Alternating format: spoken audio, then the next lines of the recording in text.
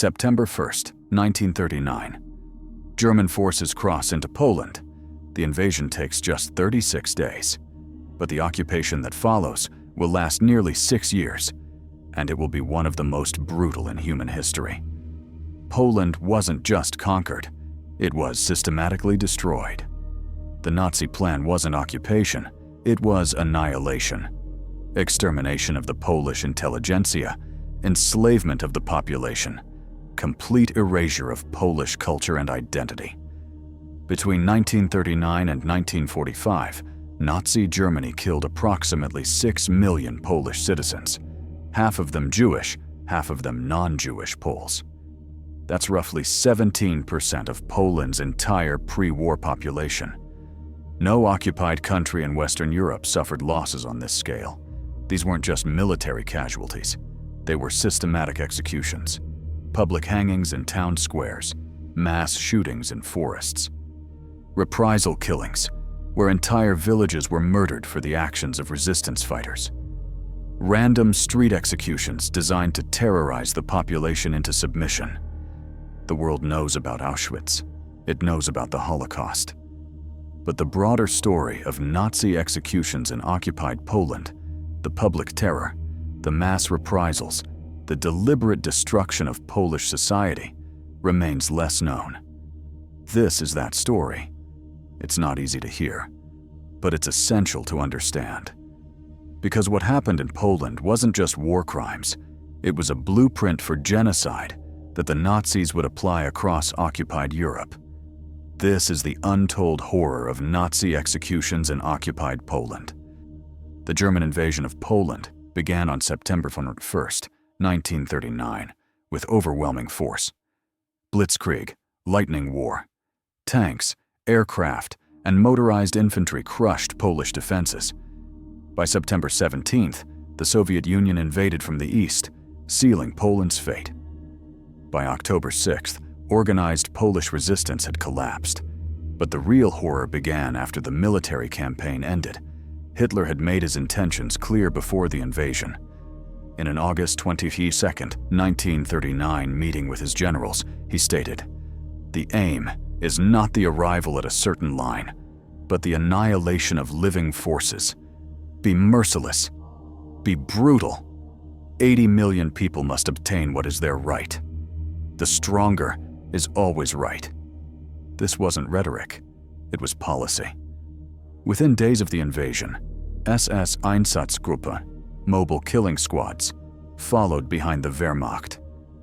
Executing targeted groups, Polish intellectuals, clergy, teachers, doctors, lawyers, anyone who could provide leadership to Polish society. The goal was decapitation. Remove the educated class, and the remaining population becomes easier to control and enslave. The Intelligenzaktion, murdering Poland's elite.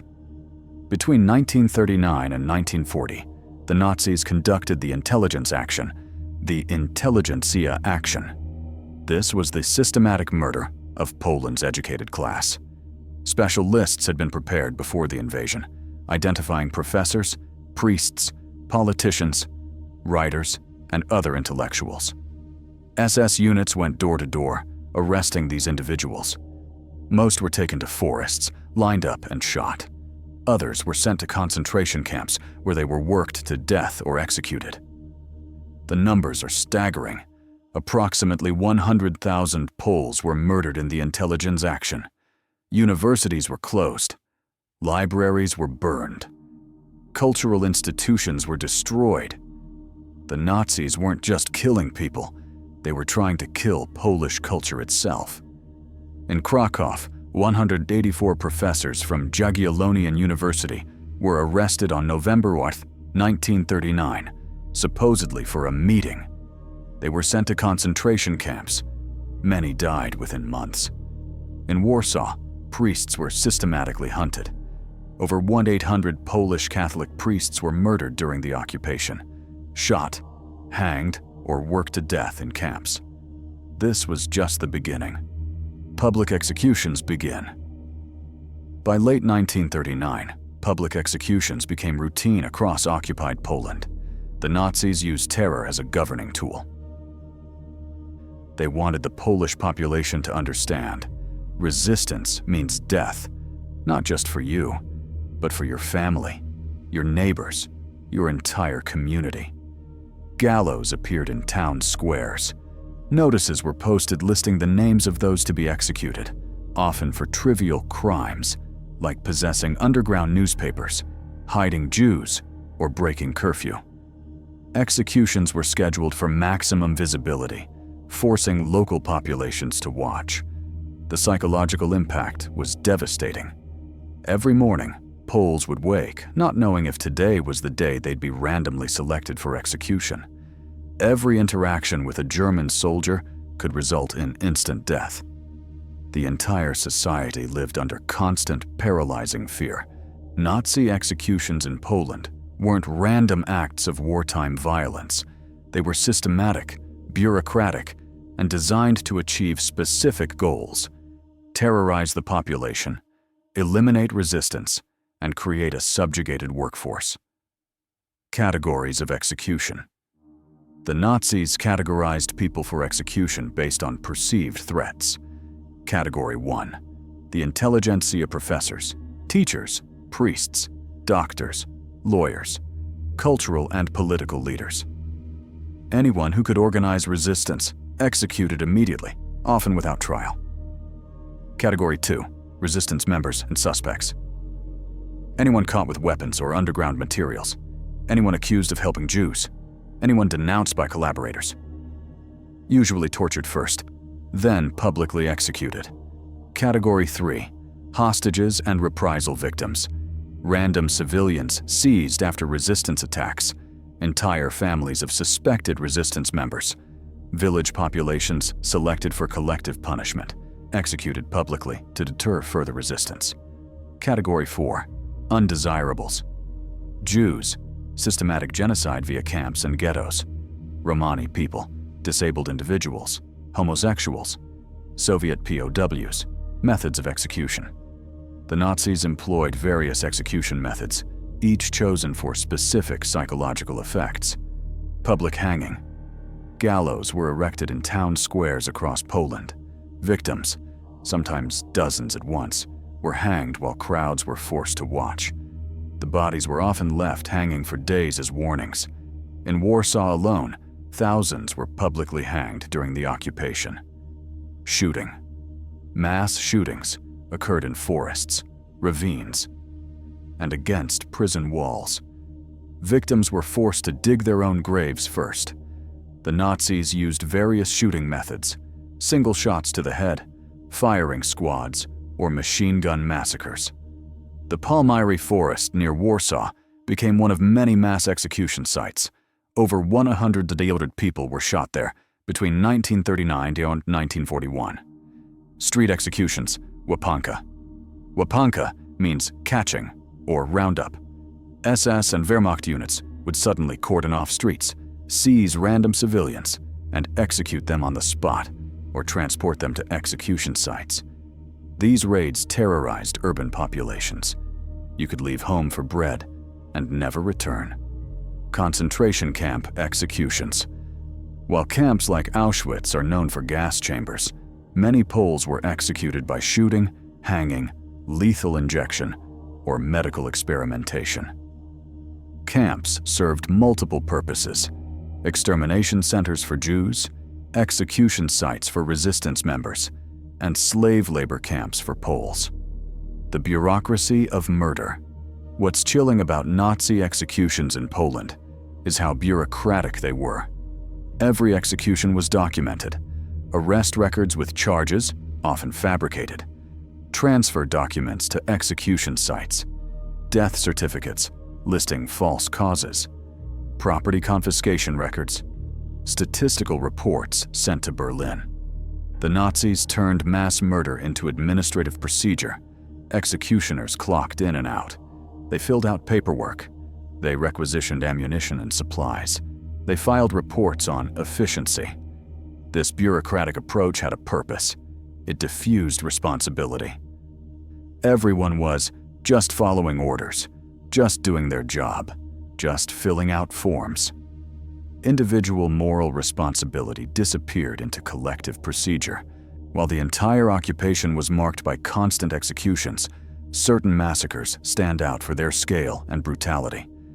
The Palmiry Massacre, 1939 to 1941. The Palmiry Forest, just northwest of Warsaw, became one of the first major execution sites. Between December 1939 and July 1941, the Gestapo executed approximately 1,700 Polish intellectuals, resistance members, and hostages here. The procedure was methodical. Victims were transported from Pawiak prison in Warsaw, usually at night. They were told they were being transferred to another camp. Upon arrival at Palmiry, they were forced to walk into the forest. Execution squads waited in clearings. Victims were shot in the back of the head, their bodies thrown into pre-dug mass graves. The Nazis attempted to conceal the killings by covering graves with branches and soil, but locals knew. The sound of gunshots echoed through the forest regularly. After the war, mass graves were discovered, containing the bodies of professors, priests, artists, lawyers, Poland's educated elite. Many victims were identified by personal belongings buried with them: wedding rings with inscriptions, photographs, identification papers. The Wola Massacre, Warsaw, August 1944. During the Warsaw Uprising in August 1944, German forces committed one of the worst single massacres of the war in the Wola district. As Polish resistance fighters battled German forces for control of Warsaw, SS units began systematically murdering civilians in Wola. Over 5 days, August 29th to 9th, 1944, approximately 40,000 to 50,000 Polish civilians were executed. The brutality was extreme. Entire apartment buildings were cleared, floor by floor. Residents forced into courtyards and shot. Hospitals were stormed, patients murdered in their beds. Women and children were not spared. Bodies were piled in streets, burned, or buried in mass graves. SS Obergruppenführer Erich von dem Bach-Zalewski, who commanded the operation, later testified that he protested the mass killings to his superiors. His protests were ignored. The executions were part of Hitler's order to destroy Warsaw completely, leaving not one stone standing. The Sucha Avenue prison, Warsaw. While Palmiry and Wola were execution sites, Sucha Avenue in Warsaw was where the terror began, the Gestapo headquarters. The building at Sucha Avenue 25, now the Polish Ministry of Education, housed Gestapo interrogation rooms, torture chambers, and holding cells. Thousands of Poles passed through here. Resistance members, suspected Jews, random hostages seized in street roundups. Torture was routine. The Gestapo used beatings, electric shocks, waterboarding, and stress positions to extract information. Many died during interrogation. Others were executed in the basement or transported to execution sites like Palmiry. Survivors describe Sucha Avenue as a place of absolute horror. Screams echoing through corridors, blood on walls, the smell of death permeating everything. Simply being taken there meant you likely wouldn't leave alive. The Zamość region massacres, 1942 to 1943. In 1942, Himmler selected the Zamość region of southeastern Poland for a test of Nazi colonization plans. The goal: remove the Polish population and replace them with German settlers. Over 110,000 Poles were forcibly expelled from over 300 villages. But not all were expelled. Many were simply executed. Entire villages were surrounded by SS units. Populations gathered in churches or town squares, then shot or burned alive. The Nazis sorted the population. Children who looked Aryan were kidnapped for Germanization. Adults capable of work were sent to labor camps. The elderly, the sick, and those deemed unsuitable were executed on the spot. Villages were burned to the ground after killings. bodies were left in smoldering ruins. The Zamość ethnic cleansing was a preview of Nazi plans for all of occupied Eastern Europe: total population replacement through murder and deportation. Stutthof concentration camp. While Auschwitz-Birkenau is the most infamous camp, Stutthof near Gdansk was the first Nazi camp established on Polish soil, September 1939, and among the last liberated, May 1945. Stutthof was primarily an execution camp for Polish intellectuals and resistance members. Over 85,000 people died there, shot, hanged, gassed, or worked to death. The camp had a gas chamber installed in 1944, used to murder Polish and Jewish prisoners. Executions at Stutthof were industrial in scale. Prisoners were hanged in groups, sometimes dozens per day. Others were shot at the execution wall. Medical experiments were conducted on prisoners, often fatal. Bodies were burned in crematoriums or buried in mass graves. The camp's commandant, Max Pauli, was executed after the war for his crimes. But the horror of Stutthof, like many camps focused on executing Poles rather than Jews, remains less known than Auschwitz. Understanding the horror of Nazi executions in Poland requires grappling with difficult questions. How could ordinary people become mass executioners? And how did victims respond to inescapable terror? The executioner's research into Nazi perpetrators reveals disturbing patterns. Many weren't sadistic monsters. They were ordinary men who became murderers through a combination of factors. Ideological indoctrination. Nazi ideology portrayed Poles as Untermenschen, subhumans. Years of propaganda dehumanized victims, making killing psychologically easier. If Poles weren't fully human, killing them wasn't really murder. Authority and obedience. Stanley Milgram's famous experiments showed how easily people obey authority figures, even when ordered to harm others. Nazi executioners operated within command structures where disobedience was punished and obedience rewarded. Diffusion of responsibility. In group executions, individual guilt was diffused. I was just following orders. I only shot a few. Others did worse. The collective nature of killing allowed individuals to minimize personal responsibility. Desensitization. First-time executioners often felt revulsion, but repeated killings numbed emotional responses. Veterans of execution squads described it as just a job, horrifying evidence of how humans adapt to even the most brutal circumstances.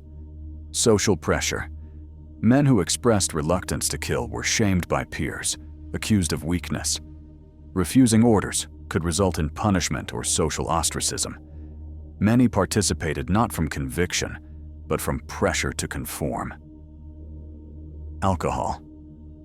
Execution squads were often given alcohol before and after killings. This served dual purposes: lowering inhibitions beforehand and dulling emotional responses afterward. Many executioners became alcoholics. The victims for Polish victims, the psychology was different, but equally complex. Paralyzing uncertainty. Not knowing if today was the day you'd be selected for execution created constant psychological torment. Should you flee to the countryside? Go into hiding? Try to appear useful to avoid selection? Every choice could be fatal. Impossible choices. Poles faced agonizing decisions. Do you hide a Jewish neighbor, knowing discovery means execution for your entire family? Do you join the resistance, risking not just your life, but reprisals against your community? Do you collaborate to survive? Collective trauma. Entire communities witnessed public executions regularly. Children grew up seeing bodies hanging in squares. The psychological impact of this collective trauma affected Polish society for generations. Resistance despite terror. Remarkably, many Poles chose resistance despite knowing the consequences. The Polish Home Army, Armia Krajowa, became the largest resistance movement in occupied Europe, with over 400,000 members. They knew capture meant torture and execution, yet they fought anyway. Moral injury. Survivors often suffered profound guilt. Survivors' guilt for living when others died. Moral injury from witnessing atrocities without being able to intervene. This psychological damage persisted long after liberation. The bystanders. Most controversial are the bystanders. Poles who neither perpetrated nor resisted, who simply tried to survive. Some argue they had no choice. Resistance meant certain death. Others argue that passive acceptance enabled the horror to continue. The reality was complex. In a system designed to punish collective resistance with collective execution, individual heroism often meant collective punishment. There were heroes, Poles who hid Jews despite execution threats, families who sheltered resistance members, individuals who risked everything to maintain human dignity in inhuman circumstances. But there were also collaborators, the Schmalkovniks, who blackmailed Jews in hiding, informers who betrayed neighbors to the Gestapo, Polish police who assisted in roundups. The occupation created impossible moral situations where there were often no good choices, only terrible ones.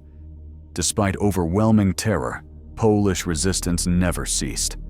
But every act of defiance triggered brutal reprisals, creating agonizing dilemmas about the morality of resistance. The Home Army and underground state Poland developed the most sophisticated resistance structure in occupied Europe: the Armia Krajowa, Home Army, and the underground Polish state. The Home Army conducted intelligence operations, sabotage, assassinations of Nazi officials, and eventually the Warsaw Uprising. The underground state maintained courts, schools, social services, and even published newspapers, an entire shadow government operating under Nazi occupation. But resistance came at tremendous cost. The reprisal system. The Nazis implemented a formal reprisal policy. For every German killed by resistance, 100 to 200 Poles would be executed.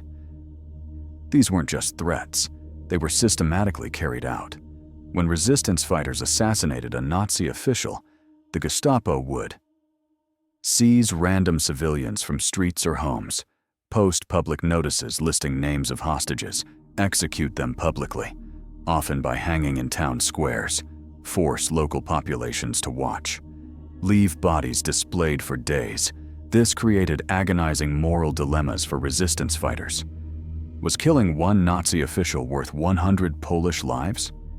Should the resistance limit operations to minimize reprisals? Or was ongoing resistance essential to maintaining Polish identity and morale? Different resistance factions reached different conclusions. Some prioritized intelligence gathering and sabotage over killings. Others argued that visible resistance was necessary for national morale, regardless of reprisals.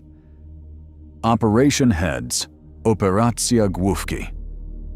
The Home Army's most controversial operation was Heads, the systematic assassination of Nazi officials and Polish collaborators.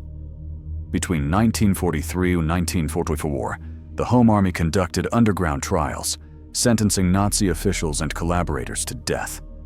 Resistance fighters then carried out executions, shooting officials in streets, planting bombs in Nazi headquarters, poisoning collaborators. These operations boosted Polish morale, showing that Nazis weren't invincible. But they also triggered massive reprisals. After the assassination of SS Brigadeführer Franz Kuchera in February 1944, the Nazis executed over 300 Polish hostages in retaliation. Was it worth it? Historians still debate this question. From a military perspective, the assassinations had limited strategic value. From a psychological perspective, they were invaluable for maintaining resistance spirit. The Warsaw Uprising, the ultimate cost. The Warsaw Uprising of August-October 1944 represents both the heroism and tragedy of Polish resistance. As Soviet forces approached Warsaw, the Home Army launched an uprising to liberate the city before the Soviets arrived. For 63 days, 40,000 resistance fighters battled 20,000 German troops in brutal urban combat. The uprising failed. The Soviets stopped their advance, allowing the Germans to crush the resistance. Hitler ordered Warsaw's complete destruction. By the time fighting ended in October 1944, 16,000 resistance fighters were dead, 150,000, 200,000 civilians were killed, including the Wola massacre. 85% of Warsaw was destroyed. The remaining population was expelled. The Warsaw Uprising exemplifies the impossible choices faced by resistance movements under Nazi occupation.